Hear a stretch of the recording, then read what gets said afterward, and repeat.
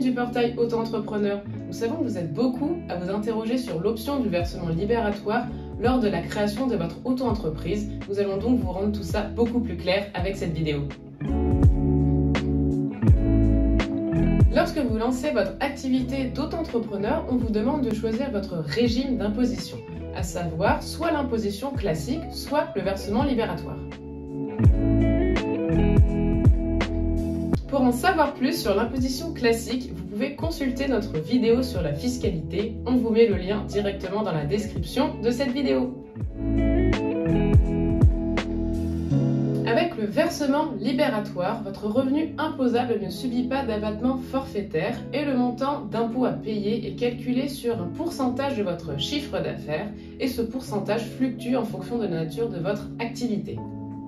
Il s'agit de 1% pour les activités de vente et les prestations d'hébergement, de 1,7% pour les prestations de services relevant des bénéfices industriels et commerciaux et de 2,2% pour les prestations de services et les activités libérales relevant cette fois-ci des bénéfices non commerciaux. De plus, si vous avez fait le choix du versement libératoire, vous déclarez vos revenus chaque mois ou chaque trimestre en même temps que vos cotisations sociales en fonction de l'option de périodicité choisie. Il est possible de changer de régime d'imposition et de passer à l'imposition classique en faisant la demande avant le 30 septembre pour une mise en application au 1er janvier de l'année suivante.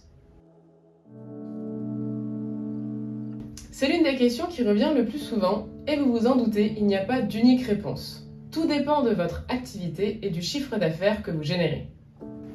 Pour vous aider à y voir plus clair, nous pouvons vous affirmer qu'avec le versement libératoire, vous payez moins d'impôts si votre chiffre d'affaires est peu important, car le taux est fixe. En revanche, avec le versement libératoire, vous êtes imposable dès le premier euro selon le taux correspondant à votre activité. Ce type d'imposition n'est donc pas intéressant si vous n'êtes pas imposable. La plupart du temps, nous vous conseillons de faire vous-même le calcul des deux options d'imposition et de voir ce qui est le plus avantageux pour vous. Pour profiter du versement libératoire, vous devez respecter les conditions suivantes. Vous devez opter pour le versement libératoire lors de la création de votre auto-entreprise dans le formulaire de création ou avant le 30 septembre de l'année en cours pour en bénéficier à partir du 1er janvier de l'année suivante. Vous ne devez pas dépasser le seuil de votre revenu fiscal de référence du foyer fiscal de l'avant-dernière année. Nous sommes en 2023, il faudra donc prendre le RFR de 2021.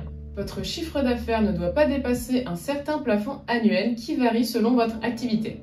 Vous ne devez pas être soumis à l'impôt sur les sociétés. Maintenant que le versement libératoire n'a plus de secret pour vous, c'est à vous de faire le bon choix pour votre activité. Et si vous souhaitez être épaulé dans votre aventure entrepreneuriale, n'hésitez pas à vous renseigner sur les différents services que le portail Auto-entrepreneur propose. Merci d'avoir regardé cette vidéo et à tout bientôt!